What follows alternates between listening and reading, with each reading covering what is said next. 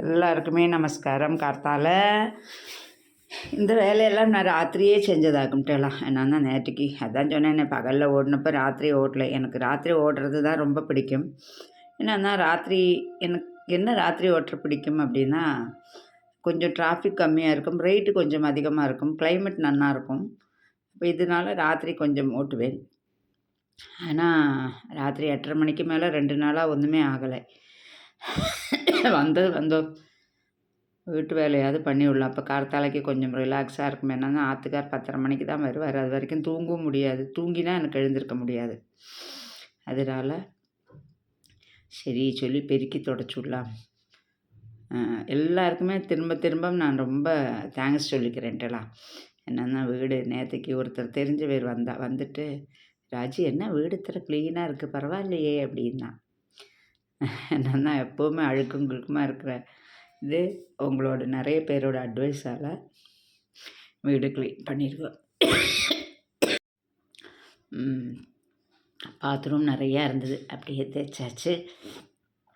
அப்புறம் நேற்று ஒருத்தர் காமெடியாக தான் கேட்டிருந்தாருன்னு நினைக்கிறேன். அக்கா நாங்கள் உங்கள் கூட சென்னை சுற்றி காட்ட காசு கேட்பாள், அந்த காசு தந்தால் நன்னா தான் இருக்கும். ஆட்டோவில் வீடியோலெல்லாம் கேட்க மாட்டேன்ட்டேடா, வந்து ஆட்டோவில் ஏறினா கேட்பேன். என்னென்னா அது என்னோடய தொழில், அதில் தான் நான் சாப்பிட்றேன். வீடியோக்கு ஒன்றும் காசு தரேன்டா, நீங்கள் ஃப்ரீயாகவே பார்த்துக்கலாம். அப்போ உங்களுக்கு வந்தால் ஈஸியாக இருக்கும். நான் இந்த வீடியோ காட்டினேன்னா உங்களுக்கு ரொம்ப ஈஸியாக இருக்கும் அதை பார்க்குறதுக்கு. பாத்திரம் உச்சைக்கு தேய்க்கலை, அப்படியே போயிட்டேன். சமயம் ஆகிடுத்து. நேற்றுக்கு வந்ததும் லேட்டு, அடுத்த ட்ரிப்பும் லேட்டு, படுத்துக்கவும் இல்லை, அப்படியே போயாச்சு. பெரும்பாலும் நிறைய பேர் கேட்பா உச்சைக்கு படுத்துப்பேலான்னு. எனக்கு படுத்துன்னா ஒரு 2-3 மணிக்கூரெல்லாம் தூங்கணும். சும்மா தூங்கினாலாம் போகாது, உச்சைக்கு நான் தான் தூங்குவேன். ஆனால் அதனால் படுத்துக்கிறதில்ல, சும்மா உட்காந்துப்பேன் ரிலாக்ஸாகவே தவிர போக மாட்டேன். நிறைய பேர் டெய்லி என்னை கூப்பிட்றா. அது எனக்கு இன்னும் எத்தனை சந்தோஷமாக இருக்குது தெரியுமா? என்னென்னா யாருமே இல்லாத எனக்கு இப்போ எத்தனையோ பேர், எத்தனையோ சொந்தங்கள் இருக்கிற மாதிரி ஒரு ஒரு ரொம்ப ஃபீலிங். என்னது சொல்லுவா, நம்மளுக்கு இருப்பு கொள்ளாத ஒரு சந்தோஷம் இல்லைல்ல, அது மாதிரி டெய்லியும் ஒருத்தர், அதுவும் நிறைய வயசான பேர். எனக்கு 78 வயசாச்சு, எனக்கு 76 வயசாச்சு சொல்கிறத இத்தனை பேர் நம்மளுக்கு ஆசீர்வாதத்தில் இருக்கா அப்படிங்கிறதே நம்மளுக்கு ஒரு ஹாப்பி இல்லைடா. இத்தனை சந்தோஷம் எனக்கு. நிறைய பேர் கூப்பிட்டா. நைட்டு ஒரு திருநங்கை அவள் வந்து மெசேஜ் போட்டிருந்தா, நைட்டாக மெசேஜ் போடுறேன் கோபிச்சுக்காதுங்க அப்படின்னு. மெசேஜ் எப்போ வேணால் போடலாம், காலும் பண்ணலாம், எனக்கு ஒன்றும் பிரச்சனை இல்லை. ராத்திரி நீங்கள் 12 மணிக்கு பண்ணாலும் எடுப்பேன். ஆனால் அது வந்து தேவையில்லாத காலாக இருக்கப்படாது, அன்பாக பேசுகிற கால்னால் எனக்கு ஒன்றும் பிரச்சனை இல்லை. இன்றைக்கி கோலம் கலர் போட மாட்டேன். என்னென்னா வியாழக்கிழமை அவள் கார்த்தால் வந்து திரும்ப இதெல்லாம் அலம்பி விடுவாள், அப்போ கோலம் போயிடும். என்னால் வியாழக்கிழமை சிம்பிளாக போட்டால் அப்போ ஃபுல்லாக ஃப்ளாட்டில் படிகிடி எல்லாம் வந்து அலம்பி விட்டு விடுவாள். இன்றைக்கி கொஞ்சம் அதிகமான வேலை. ஷாம்பு போட்டு குளிச்சிருக்கேன். எப்பவுமே நான் தலைக்கு திவசம் வெளிச்செண்ணெய் வச்சுப்பேன், அப்படியே குளிப்பேன். இப்போ 53 வயசாகிறது. ஆனால் இன்னும் நான் டையெல்லாம் கிடையாது. திவசம் எண்ணெய் தேய்ச்சிப்பேன். எண்ணெய் தேய்ச்சிட்டு அப்படியே தலைக்கு விட்டுப்பேன். ஒரு சொட்டு எண்ணெய் தலையில் வச்சுட்டு அப்படியே தலைக்கு விட்டுப்பேன். ஷாம்பு போட மாட்டேன்.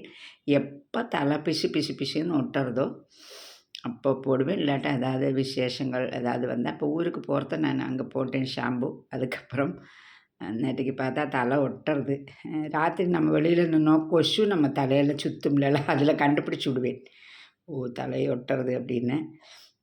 அப்போ ஷாம்பு போட்டு குளிச்சேன்னா இனி ஒரு 10 நாள் 15 நாள் டெய்லி நம்ம எண்ணெய் தேய்ச்சி வெளியில் சுற்றுறதுனால அந்த அழுக்கு படிகிறது இல்லைன்னு தெரியல. எனக்கு இந்த ஷாம்பு போட்டு குளிக்கிறதே ஒரு பெரிய வேலை மாதிரி தோணும். அதே மாதிரி நேற்றுக்கு ஒருத்தர் கேட்டால், அக்கா நீங்கள் எப்பவுமே பூ வாங்குவேல அப்படின்னு. கண்டிப்பாக விலை 150 ரூபா ஜமந்தி ஏறுற வரைக்கும் நான் பூ வாங்குவேன், அதுக்கு மேலே வாங்க மாட்டேன். பகவான் தான் அதை பார்த்துக்கணும். கிலோ 150 வரைக்கும் ஹையஸ்ட்டு. இப்போ கிலோ வந்து 80 ரூபா தான் இப்போதைக்கு. இப்போ வாங்குறது எல்லாமே 80 ரூபா. அரை கிலோ வாங்கினா ஒரு 3 நாள். என்னென்னா ரொம்பவும் வாங்க மாட்டேன், எந்தக்கு கிடைக்குமே ஃப்ரெஷ்ஷாக, எந்தக்கு பழசே வாங்கி வைக்கணும்னு சொல்லிவிட்டு அரை கிலோ வாங்குவேன். 40 ரூபா வாங்கிட்டு ஒரு 20 ரூபாய்க்கு ரோஸ் பூவும் வாங்குவேன். எனக்கு என்னமோ அந்த மஞ்சள் கூட ரோஸ் போட்டேன்னு வச்சுக்கோங்க, என்னமோ சாமி ரொம்ப மங்களகரமாக இருக்கிற மாதிரி தோணும். அது இல்லாமல் இந்த பூ வச்சா தான் எனக்கு என்னமோ கோவில் மாதிரி ஒரு ஃபீலிங் வரும். நல்ல ஒரு பாசிட்டிவ் எனர்ஜி வரும். அதே மாதிரி நிறைய பேர் சொன்னால் விளக்குக்கு பூ வைப்பேளான்னு. கண்டிப்பாக விளக்குக்கு தான் மெயினாக பூ வைக்கணும். என்னென்னா விளக்கு தான் மகாலட்சுமி. விளக்கை நம்மளை எத்தனை அலங்காரம் பண்ணுறோமோ அத்தனையும் நம்மளுக்கு லக்ஷ்மிகரம் அப்படி சொல்லுவாள். அதனால நான் விளக்குக்கு சுற்றி நிறையா பூ வைப்பேன். எனக்கு எத்தனை பூ கிடச்சாலும் போகாது. இங்கேருந்து நான் ஊருக்கு போகிறதையும் இங்கேருந்தே வாங்கிட்டு போயிடுவேன். அங்கே போய் வாங்க நிற்க மாட்டேன். அங்கே விலையும் ஜாஸ்தி. 1/4 கிலோவே 150 ரூபா 200 ரூபா. போகிறதையே 1 கிலோ அந்த மாதிரி எடுத்துன்னு போவேன். இன்றைக்கி எங்கள் ஆத்துக்கார் வந்தாச்சு நேற்றுக்கு. அதனால் ஏனோ தானோன்னு பண்ண முடியாது. திரும்ப இன்றைக்கி சப்பாத்தியும் வெங்காயம் தக்காளியும் வதக்கி சட்னி. பட்டாணி இருக்குது. பட்டாணி உருளைக்கிழங்கெல்லாம் போட்டு ஒரு கிரேவி பண்ணலாம். ஆனால் பட்டாணி உரிக்கவே இல்லை. ராத்திரி உரிக்கணும்னு நினச்சிட்டு சும்மா மோஷிகா கூட கழித்து என்னோடய சமயத்தை போக்கிவிட்டேன். ராத்திரி 9:30 மணி ஆகிறத அவள் வந்தா. 9:30 10 மணி ஆகிறத வந்தா. அவள் விடிய கழிச்சுன்னு இருப்பாள். 10 மணி வந்தால் அவள் கூட ரொம்ப நேரம் கழிச்சிட்டு எங்கள் ஆத்துக்கார் வர வரைக்கும் கழிச்சிட்டு அவள் அப்போ தான் போனாள். சரி இனிமேங்க சப்பாத்தி பண்ணலான்னு. எனக்கு இந்த சப்பாத்தி மட்டும் அந்த கரெக்டாக ரவுண்டாகவே வராது. பிசையறதையும் கொஞ்சம் வெள்ளமும் எண்ணெயும் ஜாஸ்தியாகிடுது.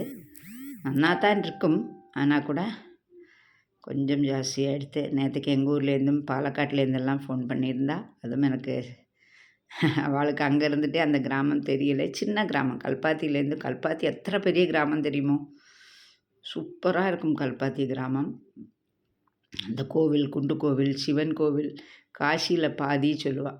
காசி விஸ்வநாதேஸ்வர் ரொம்ப நல்லாயிருக்கும். நான் ஊருக்கு போகிறத உங்களுக்கு கல்பாத்தி வீடியோ எடுத்து போடுறேன். ரொம்ப ரொம்ப நல்லாயிருக்கும். அவ்வளோ பெரிய கிராமம் அது. அந்த ரதோத்சவம் நவம்பரில் நடக்கும். ரொம்ப நல்லாயிருக்கும், சூப்பராக இருக்கும். இப்போ எங்கள் ஊரில் எல்லாமே ஃபெஸ்டிவல் போயின்ட்டுருக்கு. ஆராட்டு நேற்றுக்கு போட்டேன் பார்த்தேலா, ஆராட்டு அப்படிம்பாங்க. அது அந்த கொட்டாரமெல்லாம் எங்கள் பொண்ணு உள்ளெல்லாம் போய் வீடியோ எடுத்து அனுப்பியிருக்கேன் எனக்கு. ராஜ கொட்டாரம். அம்மா நீ வேணா போஸ்ட் பண்ணிக்கோம்மா. நான் என்னென்னா எப்போவுமே திறக்க மாட்டேன். இந்த மாதிரியான விசேஷங்களுக்கு தான் உள்ளே போக முடியும். அமைதிப்படை ஃபுல்லாகவே அந்த ராஜ கொட்டாரம் தான். அப்போது அதனால் அதை எடுத்து வீடியோ எடுத்து அனுப்பினேன் என் பொண்ணு. அங்கே வந்து இப்போது இங்கேருந்து இப்போ ஏப்ரல் வரைக்கும் ஒவ்வொரு இடத்துல ஆராட்டு வேலை அது இது நடந்துகிட்டே இருக்கும் கேரளாவில். பயங்கரமான ஃபெஸ்டிவல் இருக்கும். பஞ்சவாத்தியம், தாயம்பகா, செண்டமேளம் இதெல்லாம் தான் அந்த வாத்தியங்கள் தான் அங்கே ரொம்ப ஃபேமஸாக இருக்கும். லட்சங்கள் கொடுத்து வாத்தியங்களுக்கு அந்த கோவில் இதுக்கு வந்து புக் பண்ணுவாள். அவ்வளோ நல்லாயிருக்கும். நம்மளுக்கு நீங்கள் நேற்றுக்கு ஒருத்தர் இந்த வீடியோ போட்டப்பவே சொன்னார், நம்மளை தெரியாமையே அந்த வாத்தியங்கள் கேட்குறத நம்மளை தெரியாமையே எல்லாம் ஆகும். அப்படியே சப்பாத்தி ஆயாச்சு. நான் கிளம்புறேன். பாய்.